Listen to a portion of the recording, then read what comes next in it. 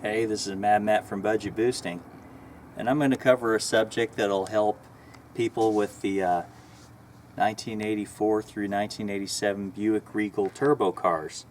The Buick Grand National, the Buick T-Type, Turbo T Limited, and the GNX. Well, these Buicks are great cars and everything, and sometimes we run into issues when we're tuning them. Like when you put a really high flow intercooler, really high flow turbocharger, high flow 3-inch intercooler tubing, external wastegate, boost controllers, and high performance air cleaners. These engines get a lot of flow and a lot of boost, and the turbos flow really easily and smooth.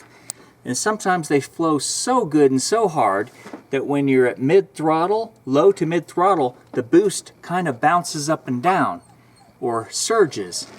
We're not talking about a straight wide open throttle. Wide open throttle usually smooths out, but people, when they're on their low throttle or medium throttle, they start getting this boost surging and a power surge on the engine. And what that's usually caused by is false air going to the MAF sensor. So if you're at a mid throttle and your turbo is flowing so well in the intake and the boost, there's very little restriction on this intercooler system. And when you have an intercooler system like this, you can encounter boost surges. And what happens is when you're at mid throttle or low throttle and you're on boost, the turbo's kind of at that spot where it's flowing, but your throttle's trying to limit its flow, and it kind of flutters a bit and flutters and surges. Well, what that's caused by is the intake air is kind of bouncing because the turbo is flowing so well, but yet your throttle's not very hard. So that gives false signals to the MAF sensor, and when air starts bouncing, your fuel flow starts bouncing. So I found a solution for it, and it solved the problem on my Buick. What I did was, on a stock 300ZX turbo, body styles 84 to 88, the stock intake system is no longer on this car, but it had a resonator right around here. The stock air cleaner went right here, and there was like a resonator right here. So go to a junkyard and find one of these. This was off of a stock 1986 300ZX turbo. I'm going to take it off and show it to you.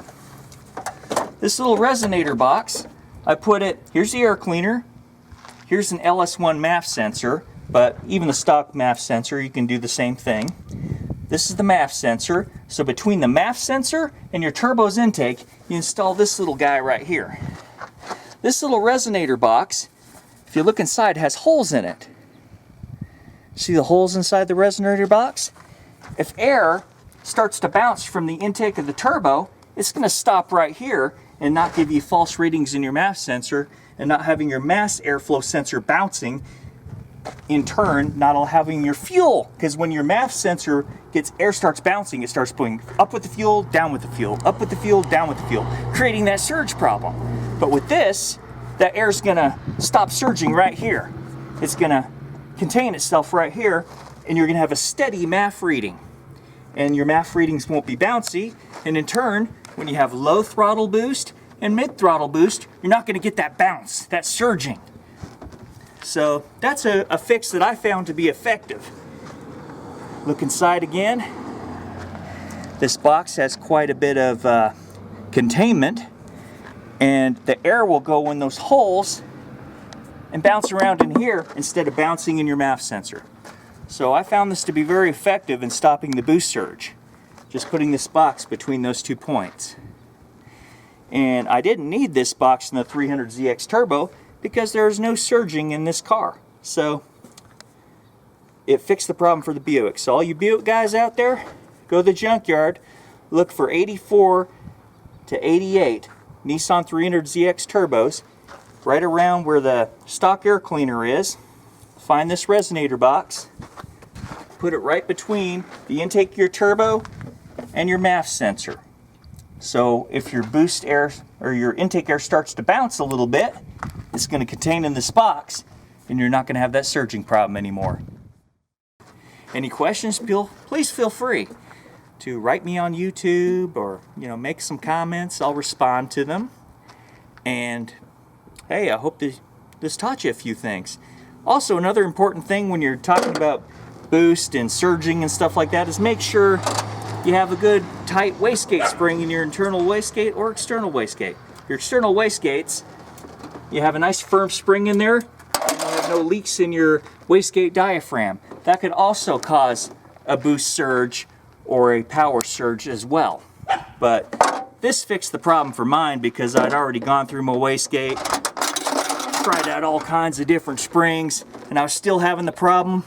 I just kind of thought about it deeply and came up with a solution.